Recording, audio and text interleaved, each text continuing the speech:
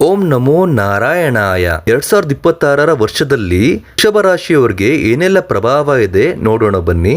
ಲಗ್ನದಲ್ಲೇ ಚಂದ್ರ ಇರೋದ್ರಿಂದ ಈ ತಿಂಗಳು ನಿಮಗೆ ಮನಸ್ಸಿಗೆ ತುಂಬಾ ನೆಮ್ಮದಿ ಸಿಗತ್ತೆ, ಮನೋಬಲ ಹೆಚ್ಚಾಗತ್ತೆ ಹಾಗೂ ಹಣಕಾಸಿನ ವಿಚಾರದಲ್ಲಿ ಸುಧಾರಣೆ ಕಂಡು ಬರುತ್ತೆ. ಹಿಂದೆ ಮಾಡಿರೋ ತಪ್ಪಿಗೆ ನೀವು ಪ್ರಾಯಶ್ಚಿತ್ತ ಮಾಡ್ಕೋತೀರಾ. ಈ ವರ್ಷ ನೀವು ಯಾರ ಮನ್ಸು ನೋಯಿಸಬಾರ್ದು ಅಂತ ಯೋಚನೆ ಮಾಡ್ತೀರಾ. ನೀವು ಮನೆಯಲ್ಲೇ ಇದ್ರೆ ನಿಮ್ಗೆ ನೆಮ್ಮದಿ ಇರಲ್ಲ. ಈ ವರ್ಷ ಸ್ವಲ್ಪ ಮಟ್ಟಿಗಾದ್ರೂ ಬೇರೆಯವ್ರ ಜೊತೆ ನೀವು ಬೆರಿಬೇಕಾಗತ್ತೆ. ಆದ್ರೆ ಯಾರ ಜೊತೆ ನೀವು ಇರಬೇಕು ಅಂತ ನೀವು ಡಿಸೈಡ್ ಮಾಡಿ. ಕೆಟ್ಟವರು ನಿಮ್ಗೆ ಸಿಗೋ ಸಾಧ್ಯತೆ ಇದೆ, ಎಚ್ಚರಿಕೆ ವಹಿಸಿ. ಈ ವರ್ಷ ನಿಮ್ಮ ಕೆಲಸ ಕಾರ್ಯದಲ್ಲಿ ತುಂಬಾ ಅದ್ಭುತ ಅಂತ ಹೇಳ್ಬೋದು. ಯಾರ್ಯಾರಿಗೆ ಕೆಲಸ ಸಿಗ್ತಿರಲ್ಲ ಅವ್ರಿಗೆಲ್ಲ ಖಂಡಿತ ಕೆಲಸ ಸಿಗುತ್ತೆ. ಹಾಗೂ ರಾಹು 10ನೇ ಮನೆ ಇರೋದ್ರಿಂದ ತುಂಬಾ ಅಪ್ರಿಸಿಯೇಷನ್ ಸಿಗುತ್ತೆ. ಹಾಗೂ ನೀವು ಪ್ರೀತಿಯಿಂದ ಎಲ್ಲಾ ಕೆಲಸಗಳನ್ನೂ ಕೂಡ ನೀವೇ ಮಾಡ್ತೀರಾ.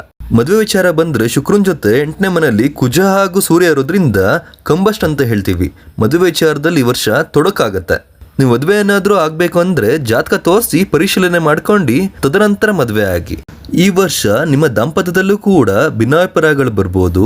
ನಿಮ್ಮ ವಿಚಾರಗಳನ್ನ ನೀವು ಬೇರೆಯವ್ರಿಗೆ ಹೇಳಕ್ ಹೋಗ್ಬೇಡಿ, ಇದರಿಂದ ತೊಂದರೆಗಳಾಗತ್ತೆ. ಶನಿ 11ನೇ ಮನೆ ಇರೋದ್ರಿಂದ ಏನೇ ಕಷ್ಟ ಬಂದ್ರೂ ಕೂಡ ನೀವು ಚೇತರಿಸ್ಕೋತೀರಾ. ಯಾರೇ ನಿಮ್ಗೆ ತೊಂದರೆ ಕೊಟ್ಟರು ಕೂಡ ನೀವು ಎದ್ದು ನಿಂತ್ಕೋತೀರಾ. ವ್ಯಾಪಾರ ವ್ಯವಹಾರದಲ್ಲೂ ಕೂಡ ಸಕ್ಸಸ್ ಮಾಡ್ಕೋತೀರಾ. ಭೂಮಿ ಸಂಬಂಧಪಟ್ಟಂತೆ ವ್ಯವಹಾರ ಇದ್ರೆ ಎಚ್ಚರಿಕೆ ವಹಿಸಿ. ಪ್ರತಿ ಮಂಗಳವಾರದಂದು ಗಣಪತಿ ದೇವಾಲಯಕ್ಕೆ ಹೋಗಿ 9 ಪ್ರದಕ್ಷಿಣೆ ಹಾಕೋದ್ರಿಂದ ಈ ವರ್ಷ ಏನೇ ಸಂಕಷ್ಟಗಳಿದ್ರೂ ಪರಿಹಾರಗಳಾಗತ್ತೆ.